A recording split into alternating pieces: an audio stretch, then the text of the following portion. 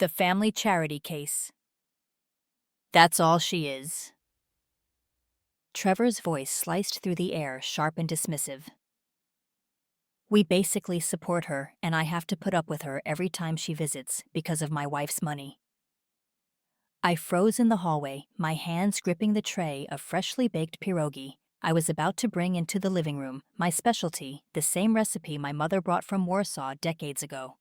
The same food Trevor had complimented just last week, his mouth full as he asked for seconds. The phone conversation continued as I stood motionless, his voice drifting clearly from the study.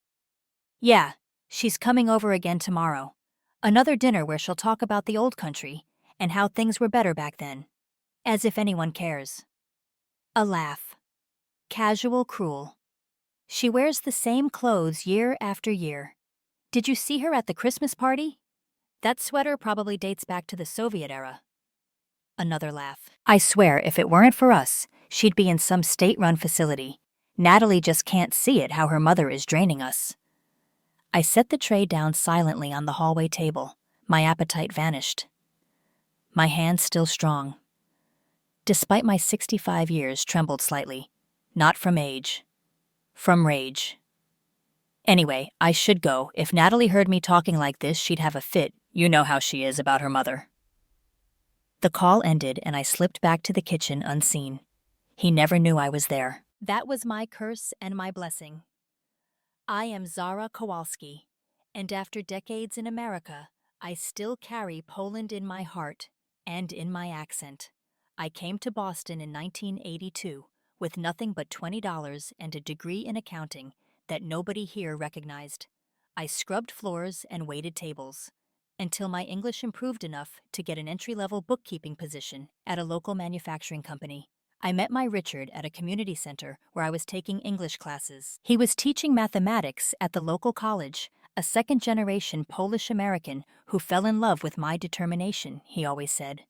On our first date, he told me he admired how I was rebuilding my life from scratch. That takes real courage, he had said, his eyes warm with admiration, not pity. We built a life together, a good life.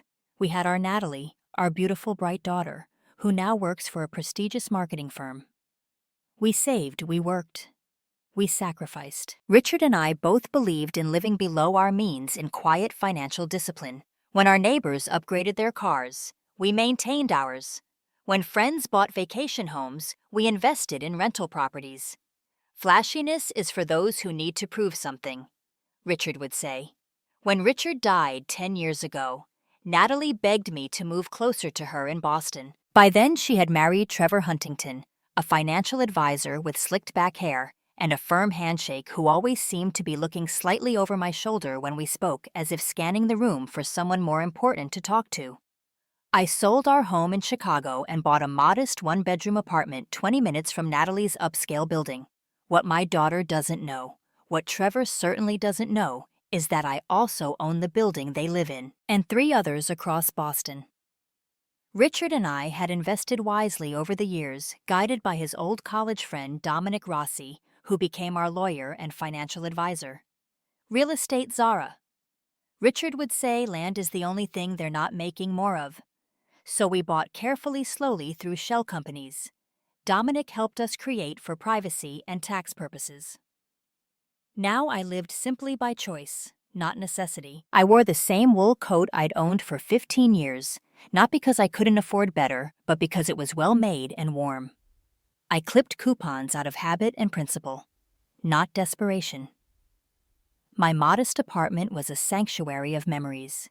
Richard's books, photographs of Poland, the crystal vase my parents had somehow managed to keep intact through World War II and our immigration. But Trevor saw only an old woman with outdated clothes and an accent. He saw dependence where there was choice. He saw a burden where there was strength. The next morning I woke early as usual. Sleep had been difficult after overhearing Trevor's conversation. I made myself a strong coffee and looked out my kitchen window at the Boston skyline. The city was beautiful at dawn, all golden light and promise. My phone rang. It was Dominic checking in as he often did. Zara, how are you this morning? His voice was warm, familiar. I've been better. Dom, I told him about what I'd overheard. His sigh was heavy. I'm sorry, Zara. That young man never deserved Natalie, and he certainly doesn't deserve your kindness. What hurts most is that Natalie might think the same, that I'm a burden. She doesn't, Dominic assured me. Remember last month when she came to my office to ask about setting up a trust for you? She worries about you, wants to make sure you're taken care of. I hadn't known that. It warmed my heart, but the pain from Trevor's words remained. Perhaps, Dominic said carefully, it's time they knew the truth about your finances. I considered this stirring my coffee. No, not yet. I had always been a patient woman. In Poland under communist rule, I'd learned that direct confrontation was rarely the best approach. Strategic patience yielded better results than impulsive reaction. The slower the river, the deeper it runs, my father used to say. What followed were months of small moments that built like stones into a wall I couldn't see past. I noticed how Trevor would suddenly have urgent work calls whenever I visited, how he'd roll his eyes behind Natalie's back when I brought homemade food, how he'd interrupt my stories to check his phone. I saw how he'd place his hand on Natalie's arm when she offered to help me with something, a subtle restraint. How he would comment on my quaint apartment with thinly disguised condescension. It's so cozy, he'd say, meaning small, retro. He'd observe, meaning outdated. Once when I mentioned that my building's elevator was being repaired and I'd had to walk up 4 flights of stairs, he'd said maybe it's time to consider a retirement community with better facilities. Zara. Natalie had frowned at him but said nothing. One Thursday evening, I arrived at their apartment unannounced. Natalie had given me a key for emergencies, but I rarely used it. I'd left my favorite scarf there during Sunday dinner and needed it for a community center event. The next day, I heard voices from the kitchen. Trevor's loud and slightly slurred. Your mother just doesn't get it, Nat. We're the ones supporting her lifestyle. Shh, she might call. Natalie's voice softer, concerned. So what? It's true, every dinner, every birthday gift, every time we drive her to the doctor, it all adds up. You know what Johnson said when he saw her at the company party? He asked if she was the housekeeper. My stomach clenched. I had dressed up for that party in my best outfit, a navy blue dress I'd splurged on, specifically for the occasion. Trevor, stop, she's my mother. And she's bleeding us dry. You know we could have taken that trip to Aspen if we weren't always helping her out. We don't help her out that much. The Christmas gift, that TV you insisted on buying her. The dinner's out. I'd never asked them for money. Not once. I'd insisted on taking the bus to doctor appointments. I'd brought food to every dinner I attended. The TV had been Natalie's idea. I'd been perfectly happy with my old one. She helped us with our wedding, Trevor. She watches Lily all the time for free. Babysitting her only grandchild isn't some huge sacrifice, Nat. I backed away from the door silently and left the scarf forgotten. On the bus ride home, I remembered all the times I'd stayed late to watch little Lily, their 8-year-old daughter, so they could attend work functions. How I taught her to read Polish fairy tales to make the dumplings. Trevor devoured without thanks. How I'd helped Natalie with the down payment on her first car, a gift I'd never mentioned again. I recalled the Christmas when Natalie was 7 and Richard had been laid off. We couldn't afford many presents, but I'd stayed up nights sewing a special doll with a hand-embroidered dress that matched Natalie's favorite outfit. She'd treasured that doll for years. Now Trevor made it sound like I was the one always taking, never giving. The following week, when I picked Lily up from school, as I did every Wednesday, she was unusually quiet. What's wrong, Kochanie? I asked as we walked to the nearby park. She scuffed her shoe against the sidewalk. Daddy said we can't go to Disney World because we have to help Grandma. My heart sank. Did he say that to you? Lily nodded. He told Mommy, but I heard. He said we can't afford Disney when we're supporting your mother. I knelt down, ignoring the protest from my knees. Lily, look at me. Your father is mistaken. I don't need any help from your parents. In fact, I paused, then made a decision. How would you like to go to Disney World for your next birthday? Just you and me. Her eyes widened. Really? But Daddy says it's super expensive. I've been saving, I said, which was true, though not in the way she might imagine. It would be our special trip. Later that night, I called Natalie. I'd like to take Lily to Disney World for her birthday. I said without preamble. She sounded surprised. Mom, that's incredibly generous, but it's expensive. We've been saving for it ourselves. I want to do this, Natalie. I've been putting money aside. But please let me do this for my granddaughter. There was a pause. Is everything okay, Mom? You sound different.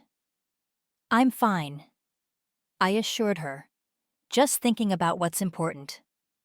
The final straw came a month later when Lily called me excited about her mother's surprise birthday party. Grandma, it's going to be so fun. Daddy has invited everyone from Mommy's work, and they're getting a chocolate fountain. That sounds wonderful, Kochani, I said using the Polish term of endearment. I can't wait to see it. A pause. Aren't you coming? Grandma? Of course I am. When is it? Another pause longer this time. This Saturday at our house. Didn't Daddy call you? He hadn't, and when I casually mentioned to Natalie that I might stop by on Saturday to drop off a gift, she looked confused, then uncomfortable. Oh, Mom, actually, we're just having a small thing with work friends. Very casual. I'll come by your place on Sunday. Okay? The lie stung worse than Trevor's words ever could, that my own daughter would exclude me from her celebration, or worse, be complicit in Trevor's exclusion of me, broke something inside that I hadn't realized was still whole. That night, I sat alone in my apartment, a photo of Richard on the side table. His kind eyes seemed to look right through me as they always had. What would you do, Richard? I whispered to the empty room. I remembered his words from his hospital bed. Days before cancer took him. Live authentically, Zara. Don't let anyone make you small. You've earned your place in this world. I picked up my phone and called Dominic. It's time. I said when he answered, I need your help. Dominic came over the next morning with a folder of documents. I've been keeping tabs on Trevor's business dealings like you asked, he said, spreading papers across my kitchen table. He's overextended himself, made some risky investments that aren't paying off. How bad? Bad enough that he's been trying to secure a new round of investors for his hedge fund.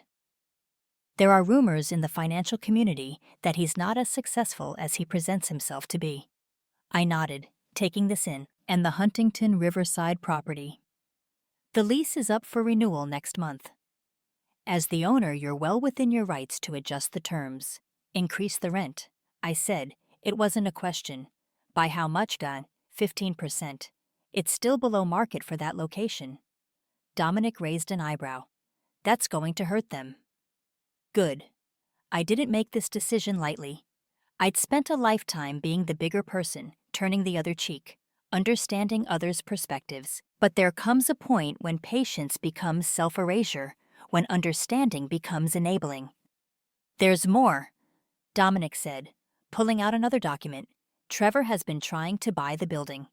He's submitted inquiries through 3 different channels. This surprised me. Why would he want to buy it? Status, I imagine. It's a prestigious address. Also, property values in that area have increased significantly. It would be a sound investment if he could afford it. Which he can't. Not without major financing, which given his current financial situation. Dominic trailed off with a shrug. I tapped my fingers on the table. Let's not reject his inquiries outright. Let's string him along a little. Have your office suggest the owner might consider selling for the right price. Dominic smiled slowly. Zara Kowalski, you are a force to be reckoned with. Over the next few weeks, I made subtle changes. I was too tired to babysit Lily when Trevor had an important client dinner. My arthritis was acting up, so I couldn't cook for the dinner party they were hosting for his boss. when Natalie called asking if I could help with Lily's school project. I regretfully explained I had volunteered at the community center that day. Each small withdrawal of my support was deliberate, a loosening of the threads they didn't even realize held their lives together. Through Dominic, I learned that Trevor was desperately courting a major investor named Gerald Hoffman for his struggling fund. As it happened, Gerald's wife Helena attended the same Polish cultural center where I volunteered twice a week. We weren't friends, but we were acquaintances who had shared coffee and stories about our grandchildren. At the next cultural event, I made a point to sit with her. Helena, how is Gerald's new investment going? The one with that young financial advisor. Helena looked surprised. You know about that Gerald still doing his due diligence. He's cautious, you know. As he should be, I said lightly. I've heard some concerning things about that young man's business practices. I didn't elaborate, but the seed was planted. I knew Helena would mention it to Gerald, who would dig deeper. Trevor's financial house of cards would face additional scrutiny. Meanwhile, Dominic's law firm, which managed my properties through a management company, sent the formal notice of rent increase. To the Huntington residence, I made sure it arrived the day before Natalie's actual birthday. That evening, Natalie called me, her voice tight. Mom, have you heard from the landlord of our building, Mr. Rossi? I feigned ignorance. Dominic, no, why would I? They're raising our rent by 15%. It's outrageous. Trevor is furious. He's trying to reach this Rossi person, but the management company won't give him direct contact information. That's terrible, Kochanie, I said, using the same endearment I used with Lily. Perhaps I could help. I have some savings. The offer was calculated. I knew Trevor's pride would never allow it, and I knew Natalie would tell him I'd offered. No, Mom, we couldn't possibly, but thank you. She paused. Trevor says not to worry. He's working on something. I bet he was. Sure enough, the next day, Trevor called me himself, a rare occurrence. Zara, he said, his voice unusually warm. We've been thinking we don't see enough of you. Why don't you come for dinner this Friday? I'm grilling steaks. I accepted, knowing exactly what this was about. I dressed carefully that evening, not in my usual comfortable clothes, but in a tailored pantsuit I'd purchased years ago for Richard's retirement party. I applied makeup with precision and wore the pearl earrings Richard had given me on our 30th anniversary. I styled my silver hair not in its usual practical bun, but down and smooth, framing my face the way Richard had always preferred it. Trevor's eyes widened slightly when I arrived. Good. Let him see me differently tonight. Dinner was pleasant on the surface. Trevor was attentive, refilling my wine glass, asking about my week, even expressing interest in my volunteer work at the cultural center. That's fascinating, Zara, he said, after I mentioned our upcoming Polish Heritage Festival. You know, I've always found Eastern European history compelling. I nearly smiled at that. In all the years I'd known him, Trevor had never once asked about my background or heritage. Natalie seemed relieved by the harmonious atmosphere. Little Lily was delighted to have her grandmother's attention, showing me her newest art projects and the loose tooth she was proud of. After dinner, when Natalie took Lily to bed, Trevor brought out a scotch for himself and offered me one. No, thank you. I declined. I prefer to keep a clear head. Trevor settled into the armchair across from me. Zara, I've been meaning to talk to you about something. His voice had that forced casualness I recognized from salespeople. Natalie mentioned you generously offered to help with our rent situation. I nodded, waiting.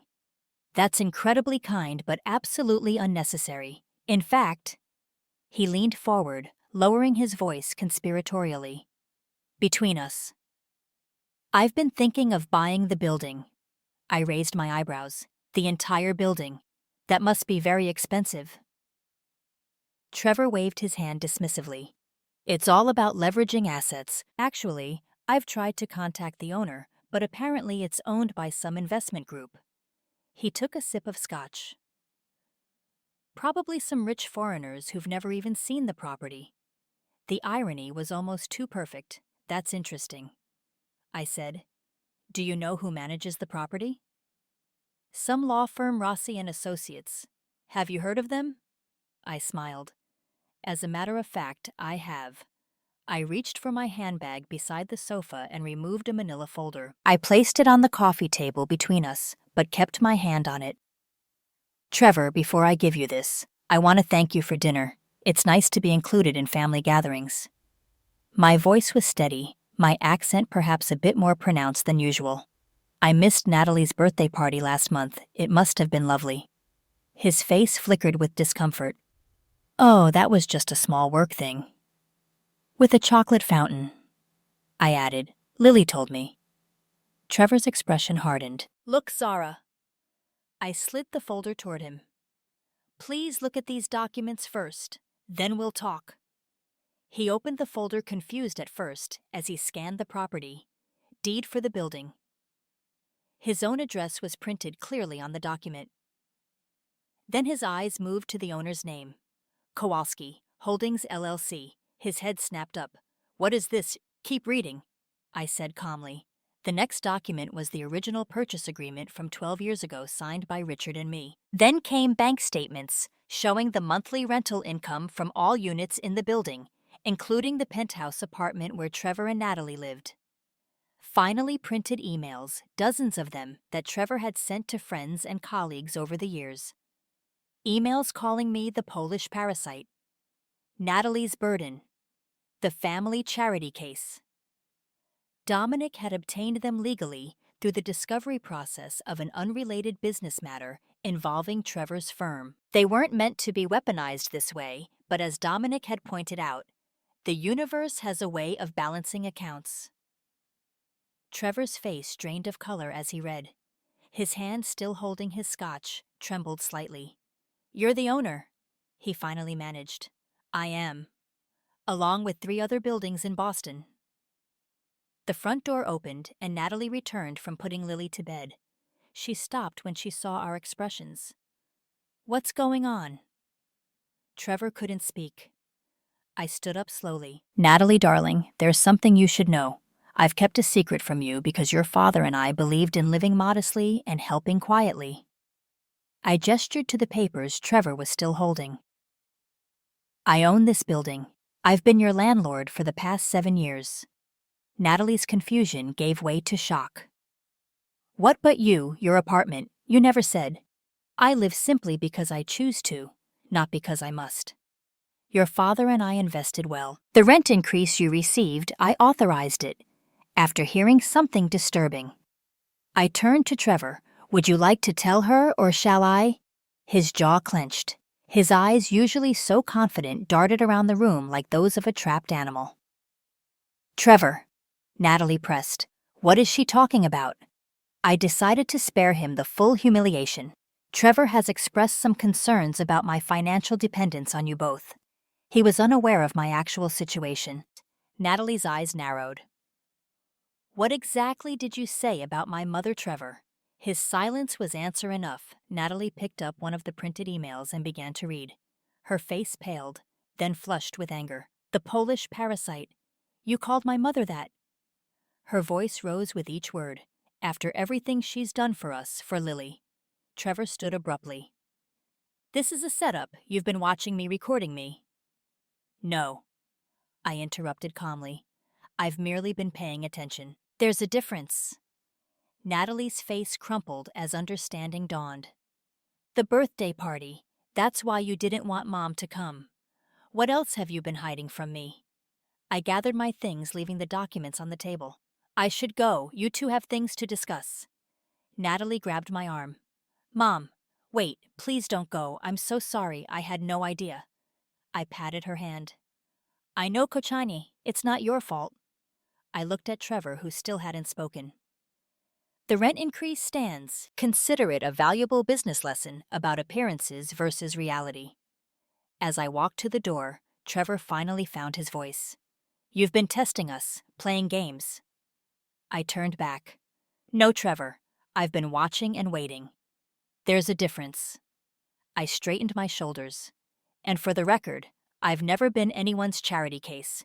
Not when I arrived in this country with nothing, and certainly not now.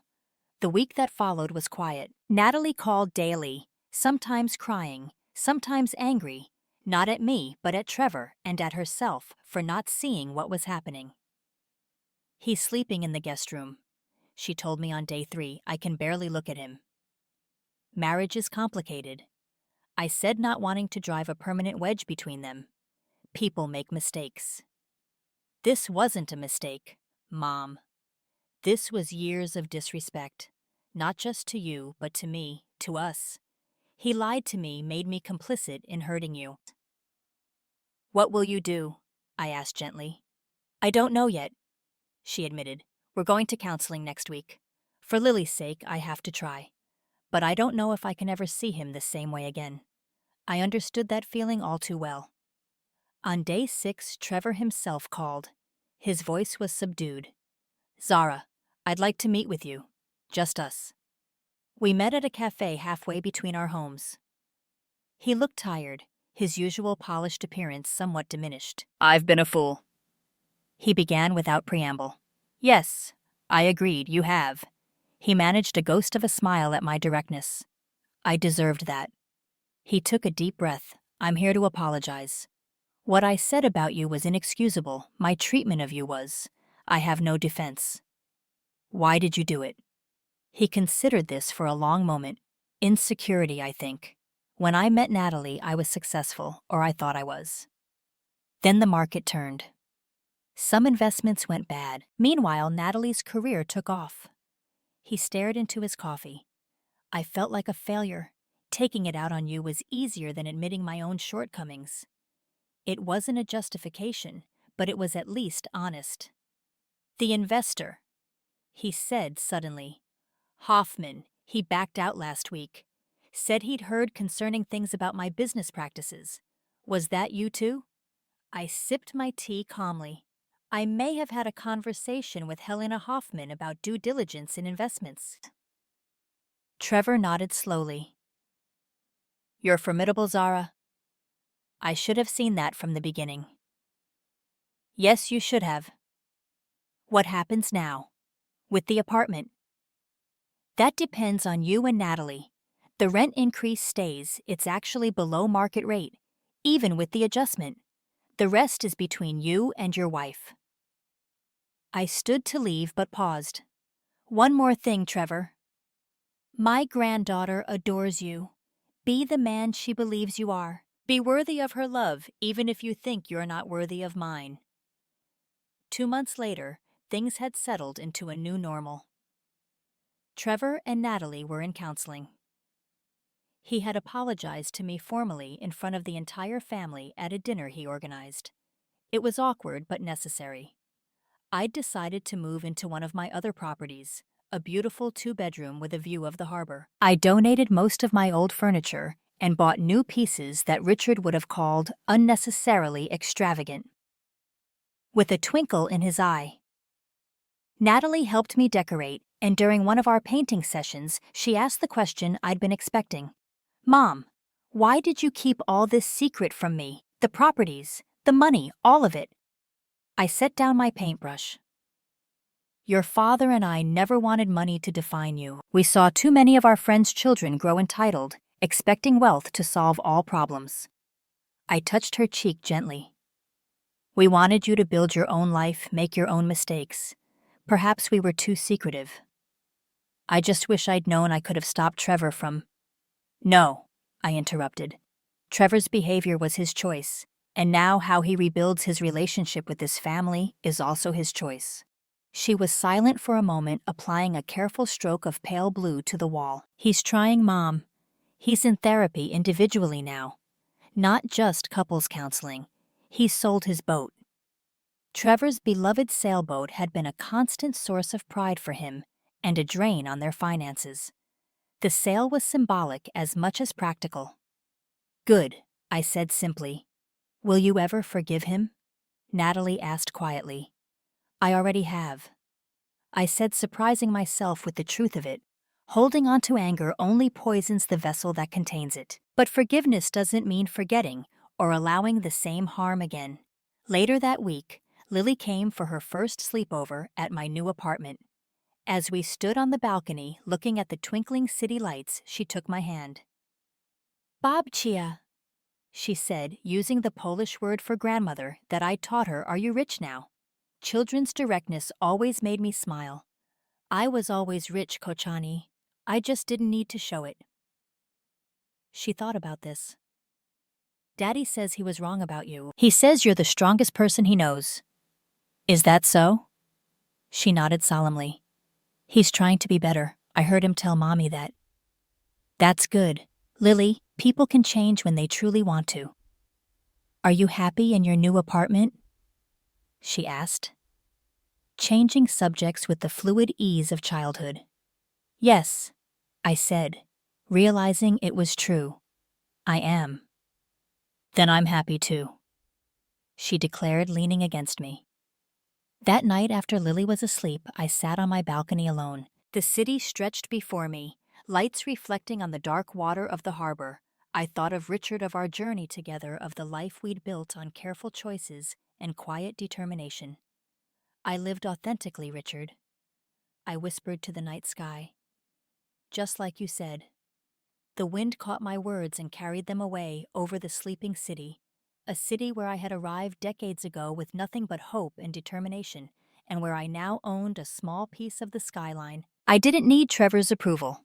I didn't need anyone to validate my worth. For the first time in years, I felt truly free, not because I had revealed my financial security, but because I had finally stood up for myself. In the apartment below mine, a young Polish immigrant family had just moved in. I'd reduced their rent after hearing their story, so similar to my own, from all those years ago. Tomorrow I would invite them up for coffee and pierogi. I would tell them about a country that had given me so much, about opportunities, hidden in plain sight, about the power of patience and perseverance. The next morning I woke to find a text message from Trevor. Thank you for the second chance, I won't waste it. It wasn't the grand apology or dramatic resolution of a fairy tale. It was simple, humble, and perhaps the beginning of something better. I thought about how easily I could have exposed Trevor more publicly, how I could have used my financial power to truly destroy him. But revenge wasn't what I'd wanted. Not really. I'd wanted recognition of my worth, my contributions, my existence as more than just Natalie's mother or Lily's grandmother. My journey from Poland to America had taught me that true strength isn't in demolishing others, but in building something that lasts. The buildings I owned would one day belong to Natalie and Lily. What mattered more was the legacy of values I passed on: resilience, dignity, and the courage to stand up for oneself without losing compassion. Later that day, I called Dominic. I'm thinking of starting a small foundation, I told him. For immigrant women, entrepreneurs, something to help them get established.